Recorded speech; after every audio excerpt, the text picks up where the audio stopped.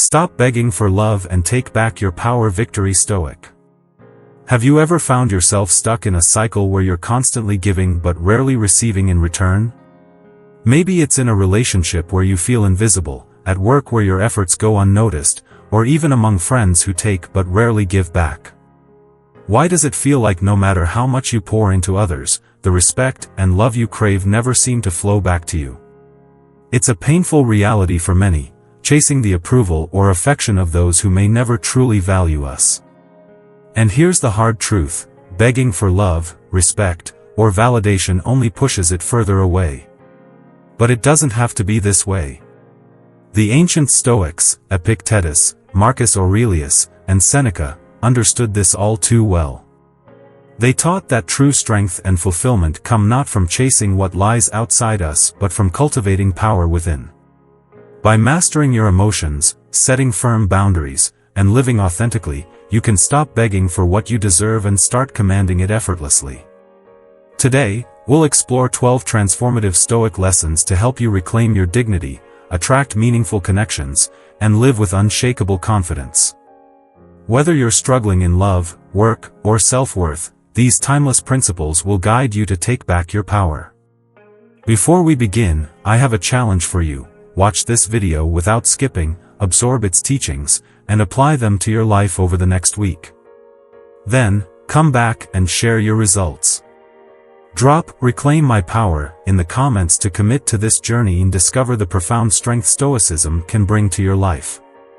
Number 1. Stop seeking validation from others. One of the deepest traps we fall into is believing our worth depends on others' approval. Have you ever felt uplifted by a compliment, only to be completely deflated by a slight criticism moments later? When your sense of self depends on others' opinions, you hand over control of your emotional well-being to forces beyond your reach. Epictetus put it best: if you seek to please others, you will always be their slave. Consider this: when you chase someone's validation, you're implicitly saying, "What you think of me matters more than what I think of myself." This mindset not only erodes your confidence but also shifts the balance of power in any relationship, be it romantic, professional, or social. Think about the workplace. Imagine working tirelessly on a project, bending over backward to meet everyone's expectations, and then hearing nothing but silence from your boss. You might start questioning your abilities, even though you know you gave your best effort. This mental spiral is the result of outsourcing your self-worth. Or take relationships. Picture texting someone who takes hours, maybe days, to respond while you sit there, replaying every word of your message and wondering what you did wrong. This emotional exhaustion stems from one thing: needing their validation to feel okay about yourself. The Stoic response to this dilemma is simple: stop handing others the pen to write your story. Practical tip: start by validating yourself daily. Each morning, write down 3 things you love about yourself. These could be as simple as your resilience, sense of humor, or kindness. By affirming your value internally, you build emotional armor against external judgments. Reframe the narrative. Instead of asking, "What do they think of me?" ask, "What do I think of me?" The shift is subtle but powerful. When you respect yourself, others will follow suit, or their opinions will cease to matter. Number 2. Realize love is a choice, not a transaction. Have you ever caught yourself thinking, "If I just do this one more thing, they'll finally notice me"? Maybe it was an elaborate gift, a perfectly timed text, or bending over backward to make them happy. But instead of winning their love, you ended up feeling, well, like a contestant on a reality show no one was watching. Marcus Aurelius wisely said, "Waste no more time arguing about what a good man should be. Be one." True love and respect don't work like loyalty points. You can't rack up enough favors to cash in for affection. If someone isn't choosing you wholeheartedly, no amount of grand gestures will flip the switch. A story from real life, with a dash of humor. Picture this: a friend, let's call him Dave, once thought that sending a surprise pizza to his crush would win her over. Sweet, right? Except she was lactose intolerant and spent the night cursing cheese, and, well, Dave. The moral? You can't love bomb someone into reciprocating your feelings, especially if it comes with unintended side effects. Or imagine Sarah, who stayed late at work every night, covering for a coworker she secretly admired. She thought her dedication would impress him. Instead, he asked her to switch shifts with him so he could take another woman out on a date. Ouch. The Stoic perspective. When you treat love as a transaction, it's like trying to catch sunlight in your hands. It slips through your fingers, leaving you chasing what was never meant to be held that way. Epictetus would tell you this behavior focuses on external factors, things you can't control, instead of cultivating inner strength. Practical tip.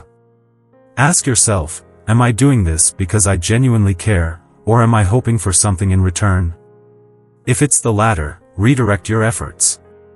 Take that pizza money and treat yourself to something you love. Dive into a hobby or spend time with friends who already appreciate you. Reframe the dynamic. Remember, love isn't about chasing someone who's running the other way. It's about becoming the kind of person who doesn't need to chase at all. Authenticity is far more attractive than over-the-top gestures, and it doesn't require lactose-free cheese. Number 3, let go of the fear of being alone. The fear of being alone can feel like an invisible chain, anchoring you to relationships that no longer serve your growth or happiness.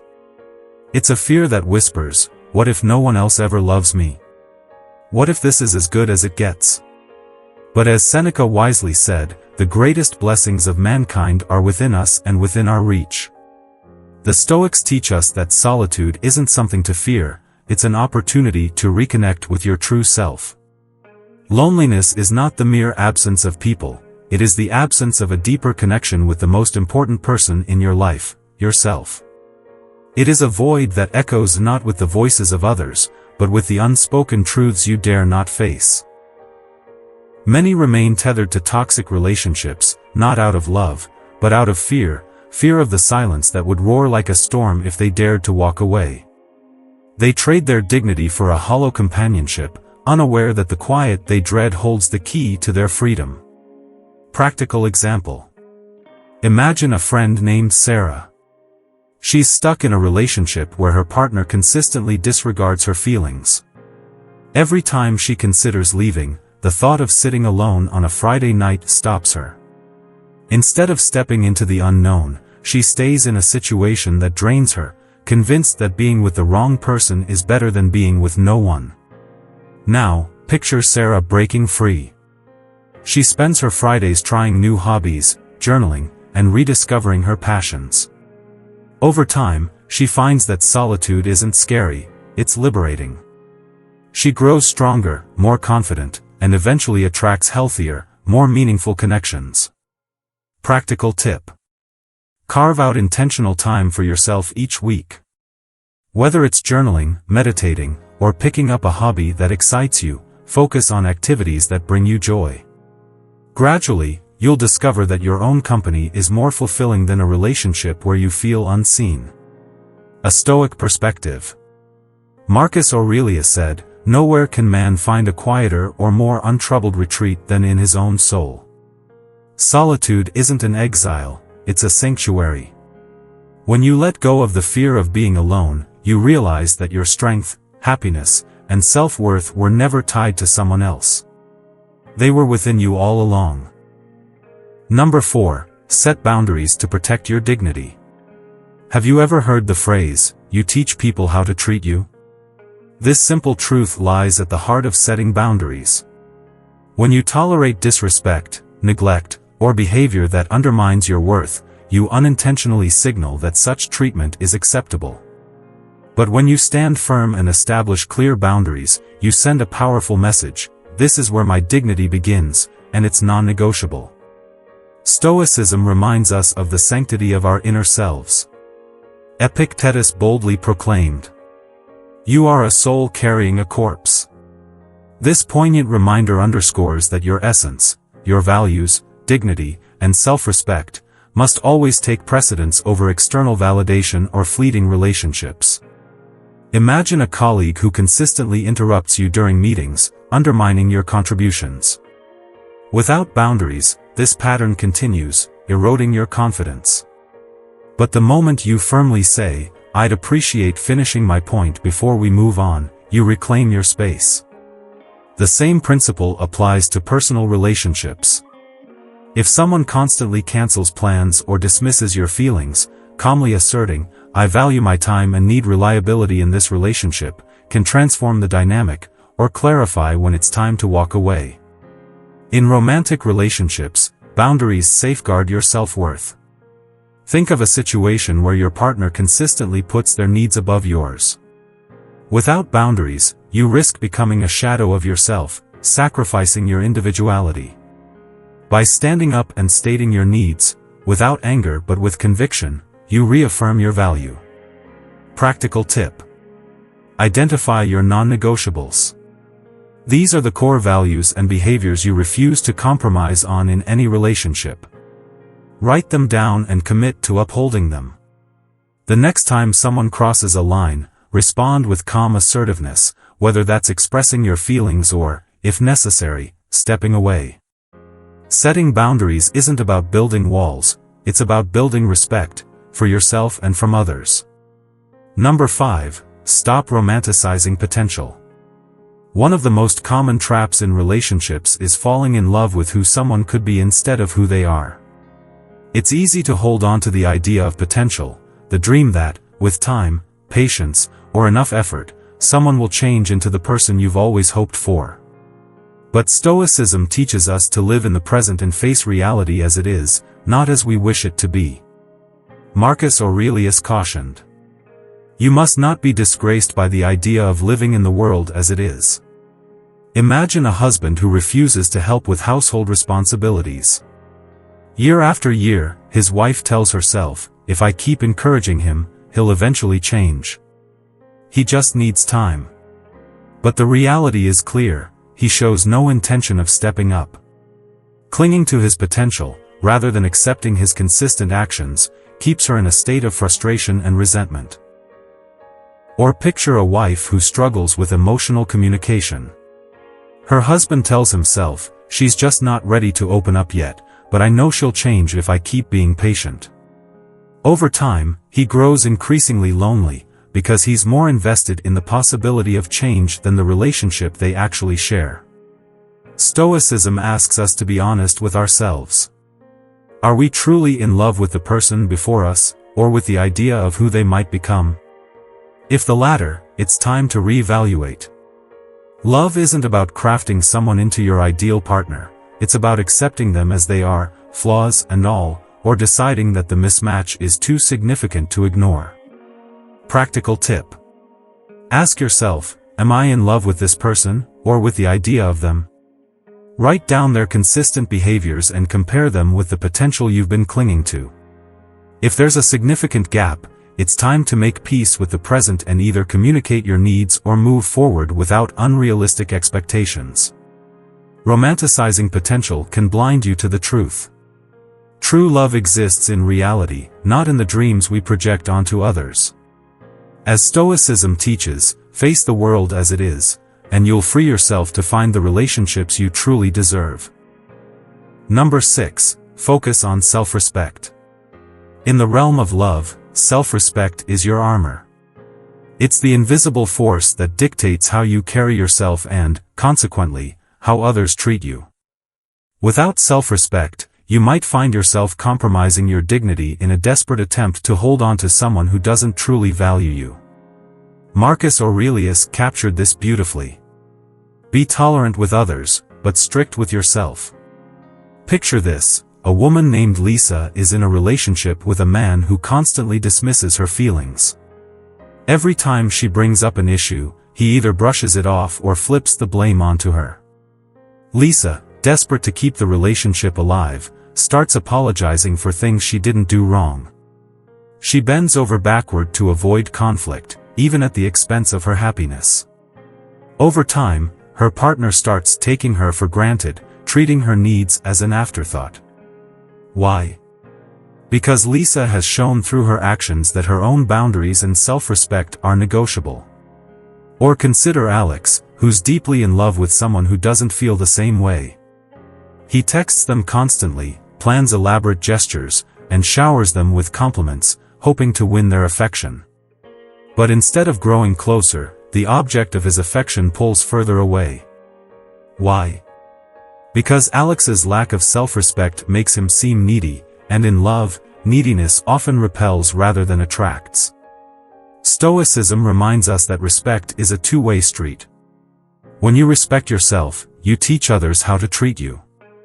If you value your time, energy, and emotions, you'll naturally set boundaries that signal to others that you won't accept anything less than what you deserve. Practical tip. Take a moment to reflect on your past or current relationships. Ask yourself, did I feel heard and respected? Did I compromise my values or happiness to avoid conflict or please my partner? If the answers trouble you, it's time to recalibrate.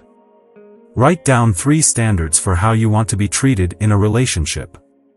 For example, my feelings and opinions must be acknowledged. I won't tolerate dismissive or manipulative behavior. My happiness matters as much as my partner's. Communicate these boundaries clearly. If your partner values you, they'll respect them. If they don't, it's a sign to walk away. Self-respect is not about arrogance, it's about showing the world that you know your worth. When you carry yourself with self-respect, you attract partners who see, appreciate, and reciprocate your value. Number 7. The art of holding space. In relationships, the instinct to fix things or control outcomes can be overwhelming. However, one of the most powerful things you can do is learn the art of holding space, not just for your partner, but for yourself. Holding space means creating room for emotions, growth, and connection without forcing or clinging.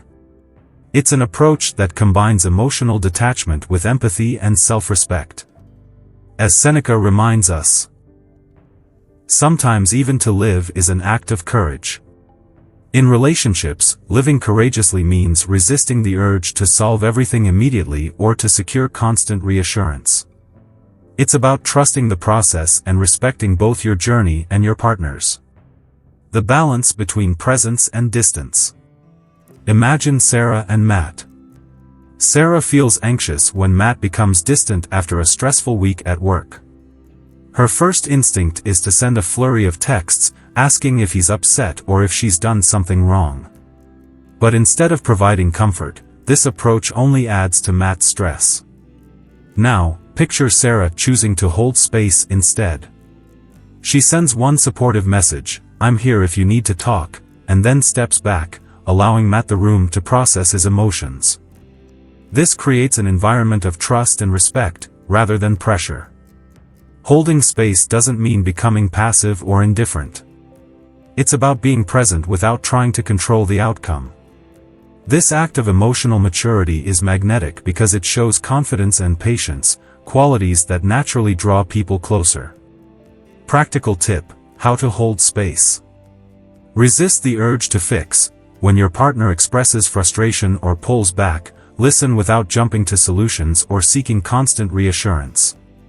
Sometimes, they just need someone to hear them. Prioritize your inner stability. Instead of seeking external validation, ground yourself in your own emotional well-being. Journaling, meditating, or simply taking a walk can help you center yourself. Offer support, not pressure. A simple statement like, "I'm here if you need me," goes a long way. It communicates love without adding emotional weight. A fresh perspective. Think of holding space as creating a garden. You plant the seeds of connection and trust, but you don't stand over the soil, demanding the flowers bloom overnight. Instead, you nurture them with sunlight, water, and patience. The growth happens naturally, in its own time. Marcus Aurelius captures this beautifully. Be tolerant with others and strict with yourself. By holding space, you allow love to grow organically, free from the suffocating effects of neediness or over-control. Real-life connection. In one relationship, a man named Alex discovered the power of holding space after a breakup. Instead of begging his ex to come back, he sent her a sincere message acknowledging the value of their time together and expressing gratitude. Then, he stepped back and focused on his personal growth. Months later, she reached out, not because he demanded it, but because his calm, respectful approach left a lasting impression. The Stoic lesson. Holding space teaches us that love thrives when it's not forced. When you allow both yourself and your partner the freedom to navigate emotions and challenges without unnecessary pressure, you foster a connection that's authentic and enduring. Letting go of control is not a sign of weakness, it's the ultimate act of confidence and respect, for both yourself and the relationship. Number 8. Stop comparing yourself to others. Comparison is the thief of joy, especially in matters of love. How often do we scroll through social media, seeing happy couples posting perfect selfies, and think, why isn't my relationship like that? Or worse, we compare ourselves to someone our partner once loved or currently admires, spiraling into self-doubt. Seneca, with his timeless wisdom, reminds us, there is no person so poor that they cannot afford to give themselves. Let's look at a common scenario. Sarah is in a relationship with Tom, but she constantly feels insecure because Tom's ex was someone she perceives as smarter or more attractive. Instead of focusing on the love and connection she shares with Tom, Sarah obsesses over how she measures up, creating unnecessary tension in their relationship. Or consider Mark, who is single and can't help but compare himself to his friend James, who's been happily married for 5 years. Every time James shares a photo of his anniversary trip, Mark feels a pang of inadequacy. He starts believing he's behind in life, letting this comparison erode his self-worth. The reality behind the curtain. The truth is, everyone's love story is unique, and appearances often hide complexities. That couple sharing smiling photos may have just had an argument before taking that picture. Your partner's ex may have seemed amazing, but their relationship ended for reasons you might never know. Comparing yourself to others is like chasing shadows, you'll never catch them, and you'll exhaust yourself in the process. The Stoic approach to love and comparison. Epictetus said, the more we value things outside our control, the less control we have. You can't control how others look, act, or present their relationships. What you can control is how you choose to perceive yourself and your relationship. When you focus on your journey, you free yourself from the burden of comparison. Practical tip. Gratitude check. Instead of focusing on what you lack, list 3 things you're grateful for in your relationship or your single life. For example, I'm grateful for our honest conversations, or I'm thankful I have time to focus on my personal growth. Social media detox.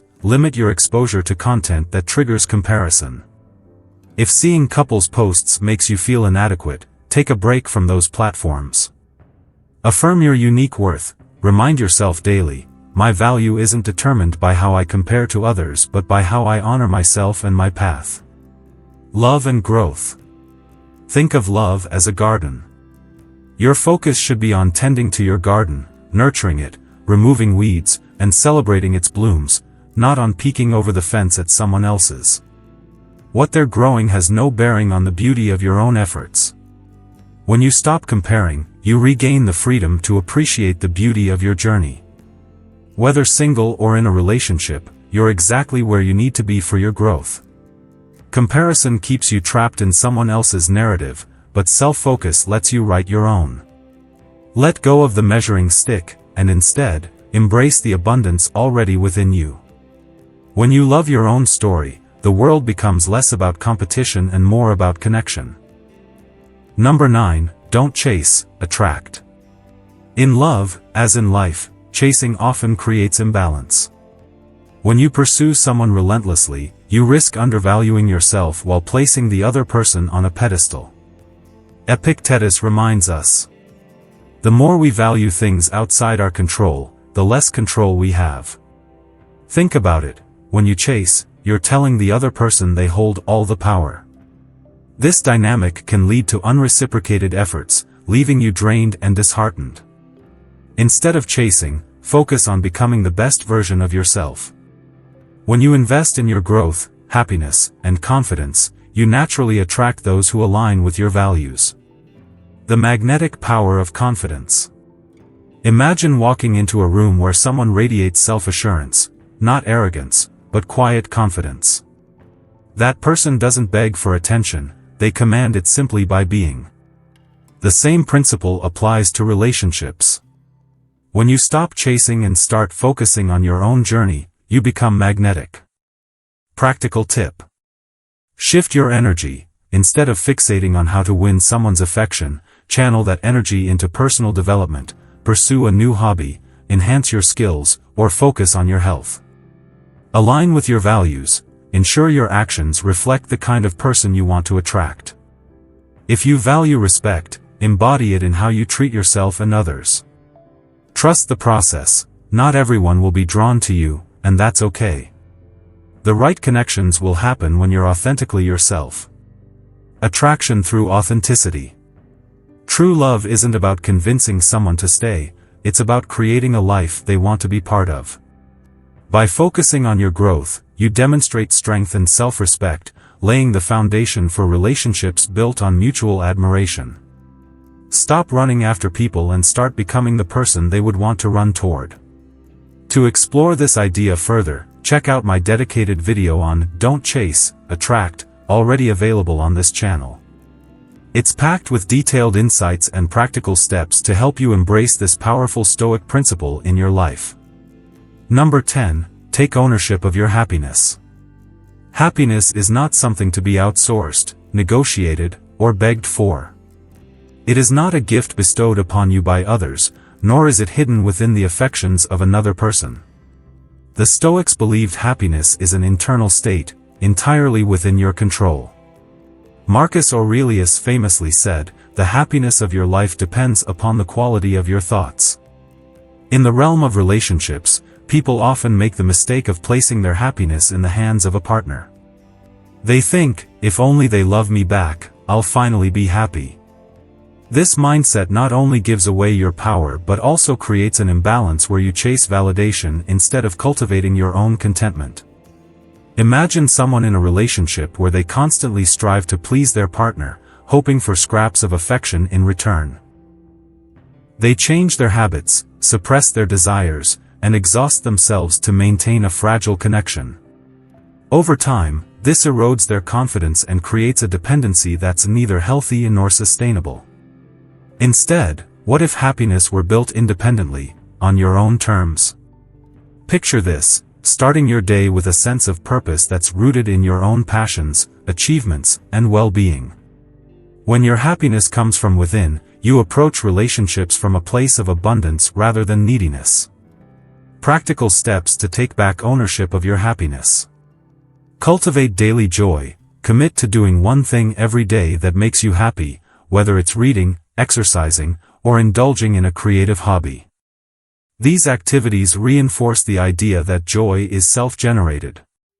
Shift your perspective. When faced with challenges, ask yourself, what can I learn from this? Instead of fixating on external approval, focus on the growth and satisfaction that come from overcoming obstacles. Reframe rejection. If someone doesn't reciprocate your feelings, recognize that it's not a reflection of your worth. It's an opportunity to redirect your energy toward relationships and pursuits that truly fulfill you. Remember, happiness doesn't reside in someone else's heart, it resides in your own. By taking ownership of your happiness, you not only liberate yourself but also become someone who attracts love and respect naturally. Number 11. Forgive yourself for past mistakes. Regret can be a heavy burden, particularly in matters of the heart. When we replay past decisions, mistakes in relationships, missed opportunities, or moments of vulnerability, it's easy to fall into a cycle of self-blame. Stoicism reminds us that every moment is an opportunity to start anew. Seneca captures this sentiment beautifully. Every new beginning comes from some other beginning's end. In love, guilt often keeps us clinging to unhealthy dynamics. Perhaps you tolerated disrespect or begged for affection because you thought, this is my punishment for past failures. But this self-imposed penance only prolongs suffering. Picture someone who keeps texting an ex, desperately seeking closure or reconciliation. They replay every argument and blame themselves for the breakup, hoping that if they just apologize enough, the relationship can be restored. In reality, this behavior doesn't fix the past, it only robs the present. Forgiveness isn't about absolving yourself of responsibility, it's about accepting that imperfection is part of the human experience. Mistakes aren't markers of failure, they're stepping stones to growth. By forgiving yourself, you free up emotional energy to invest in the person you're becoming, not the person you once were. Practical steps to practice self-forgiveness.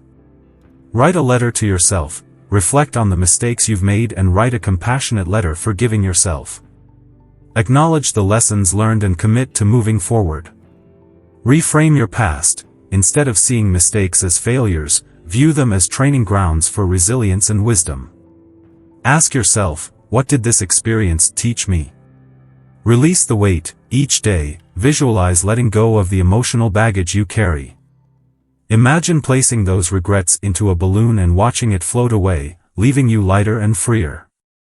When you forgive yourself, you unlock the power to embrace new opportunities with courage and confidence.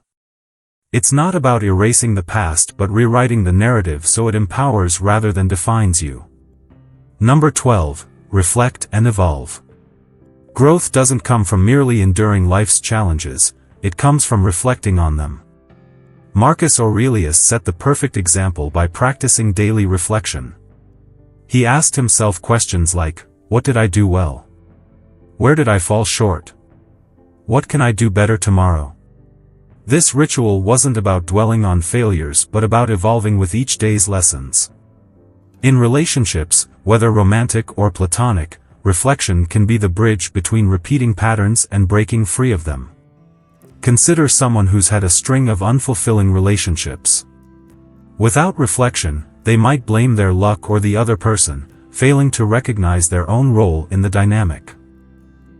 But by reflecting honestly, they can uncover truths like, I tolerated behavior that didn't align with my values, or I gave too much without ensuring mutual effort.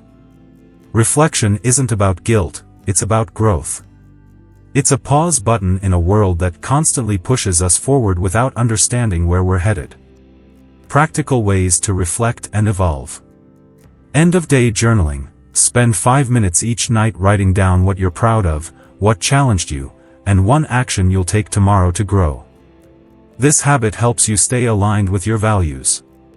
Relationship check-ins. Periodically, evaluate your relationships. Ask yourself, am I treated with respect? Am I growing within this connection?